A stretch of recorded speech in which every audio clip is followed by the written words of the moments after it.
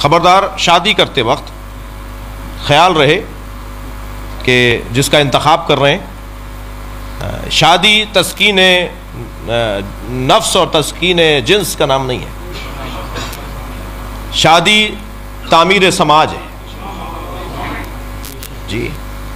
और अच्छी तरह सोच समझ के गोरी चमड़ी के ऊपर न जाइएगा, चाल ढाल पे न जाइएगा जी, किरदार देखिएगा। और सबसे बड़ा किरदार हुब्बे ज़हरा है,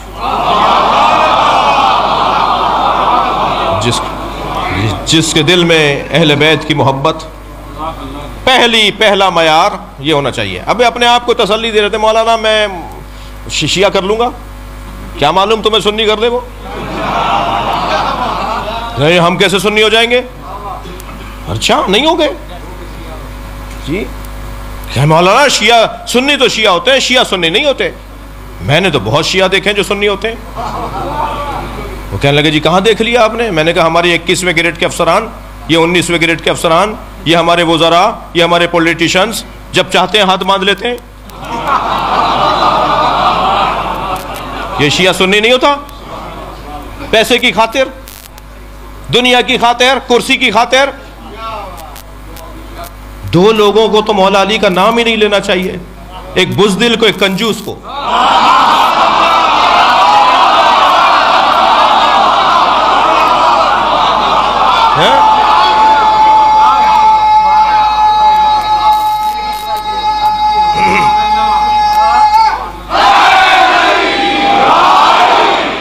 क्या बात हुई?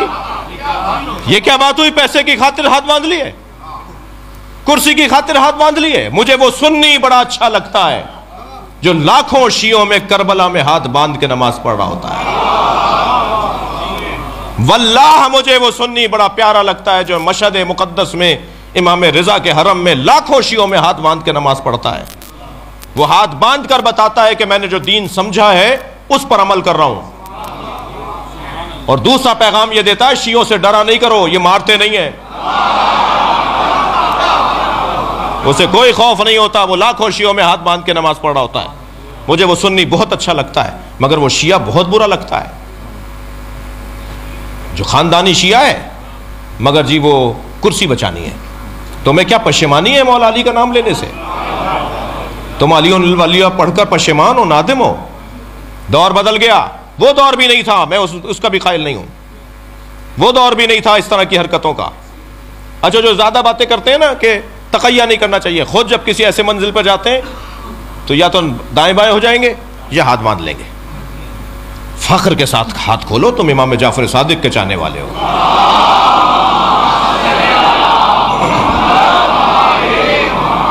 जी, अगर अभी तक बात समझ में नहीं आई है तो वो अलग बात है, समझ लेना चाहिए किसी के पास जाकर के भाई हाथ खोलते क्यों हैं हम।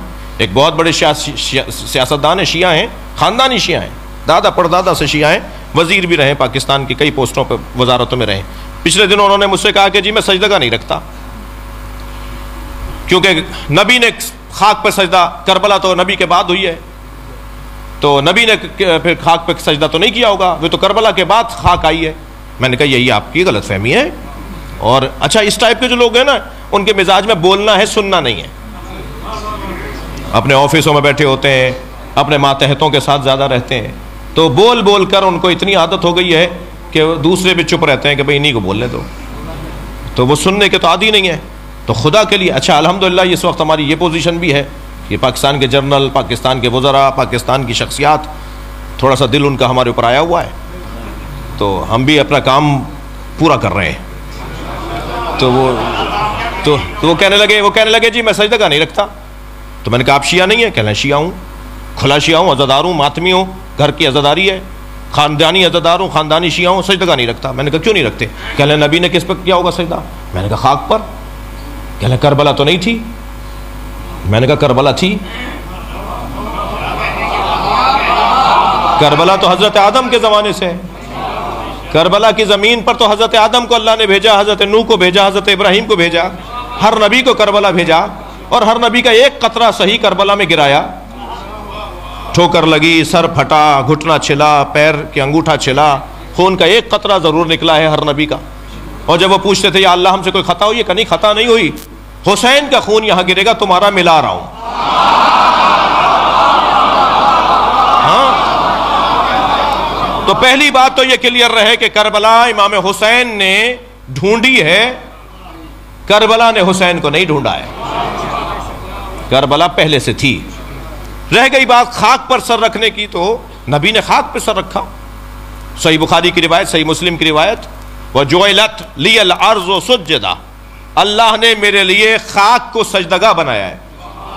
यह सही बुखारी की रिवायत, सही मुस्लिम की रिवायत। मुहद्दिस देहलवी तो शरह सही बुखारी के अंदर हाशिया में लिखते हैं कि जो शिया हज़रात टिकिया बनाकर उसमें सर रखते हैं नमाज में, सजदे में, शिया हज़रात जो मट्टी का ढेला रखते हैं, ये नबी की सुन्नत पे अमल करते हैं। जी हाँ, सही बुखारी की शरह में लिखा हुआ है कि शिया नबी की सुन्नत पे अमल करते हैं। तो खाक पर सजदा तो सरकार भी करते थे। फिर मैंने उनको एक मौला अली का फरमान सुना दिया, जिसके बाद उनका पैगाम आया कि जी अब क्लियर हो गया और अब मैं सजदा रखा करूंगा। वो ये कि मौला अली से पूछा गया, या अली, हर रकत में क़याम एक है, रुकू एक है, सजदे दो क्यों हैं? फलसफा अहकाम, मौला सजदे दो क्यों हैं? तो मौला ने कुरान की आयत पढ़ी कि सजदे दो इसलिए हैं कि जब तुम पहला सर सजदे में रखते हो, पहले सजदे के लिए सर रखते हो खाक पर, तो कुरान पुकार कर कहता है मिन्हा खलकनाकुम, तुम इसी मिट्टी से बने हो। और जब दोबारा सर रखते हो तो आयत आगे बढ़ती है वफीहा नुईदुकुम, इसी मिट्टी में वापस जाओगे। तो पहला सजदा तुम्हारी विलादत की याद दिलाता है, दूसरा सजदा तुम्हारी मौत की याद दिलाता है, और दोनों सजदों के दरमियान मुख्तसर सा क़याम है जिसे जिंदगी कहा जाता है।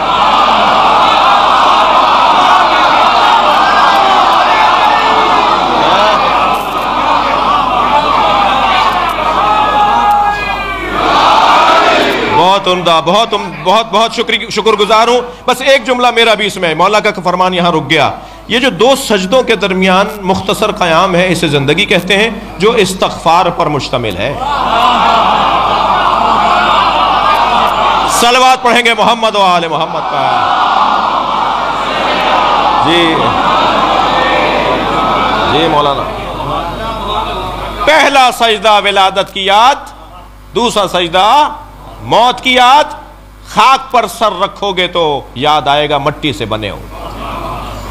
मौला अली ने फलसफा बयान किया, खाक पर सर रखोगे तो याद आएगा मट्टी में वापस जाना है। दिक्कत फरमाई आपने। तो बच्चों से कह रहा था कि इंतखाब करते वक्त जरा कहीं ऐसा ना हो कि उल्ट बरक्स हो जाए, तुमने अपने आप को धोखा दिया कि मैं तो शिया करूं। अच्छा, कोई है इतना हुनरमंद तो हराम नहीं है जी। एक सुन्नी बच्ची ने एक यूनिवर्सिटी में मुझसे सवाल किया, यौम हुसैन के लिए हम गए थे, कह रहे जी आप मौलवी हजरात सुन्नी शिया की शादी की इजाज़त क्यों नहीं देते? मैंने कहा तुमने ये सवाल क्यों नहीं किया कि पंजाबी और सिंधी की शादियाँ क्यों नहीं होती, पठानों की और बलोचों की शादियाँ क्यों नहीं होती? इसलिए कि सकाफ़तें मुख्तलिफ हैं, रहन सहन मुख्तलिफ है, अंदाज़ ज़िंदगी मुख्तलिफ है। तो यही जवाब तुम्हारे लिए है। वो मातम करता है, ये मातम नहीं करती। वो हाथ खोल के नमाज पढ़ती है, या हाथ बांध के पढ़ते हैं। तो रोजाना की उलझने, तो हराम नहीं है, शादी हो सकती है। अगर इतने कारनामा, इतनी हिम्मत है कि तुम कुछ कर जाओ तो कोई मसला नहीं है, लेकिन जज्बात की बुनियाद पर नहीं होना चाहिए। तो शादी के लिए जो सबसे अहम बात है वो कुफ का होना है। मौलाना कुफ क्या है?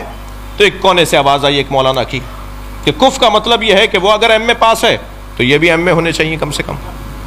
लड़की अगर मिसाल के तौर पर फर्ज कीजिए पीएचडी डॉक्टर है, तो लड़के को भी कम से कम इतना तो होना चाहिए, थोड़ा ज्यादा हो तो बेहतर है जी। वो करोड़पति बाप की बेटी है तो ये भी बहरहाल स्टेटस, पैसा, दौलत, मकान, गाड़ी, बंगला एक जैसा होना चाहिए। ये कुफ है।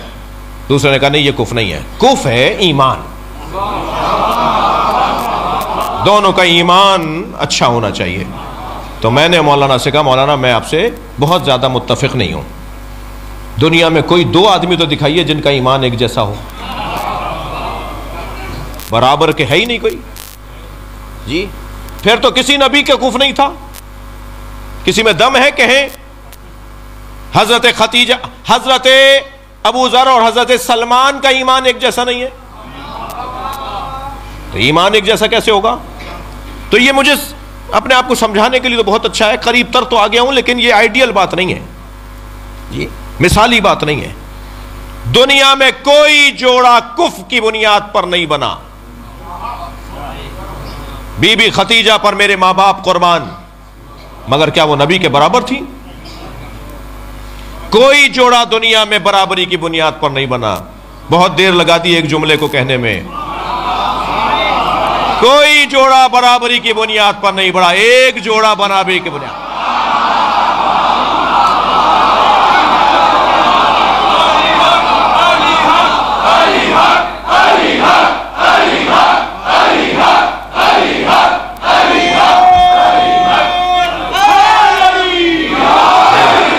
वो अली और बतूल का जोड़ा है। सुभान अल्लाह।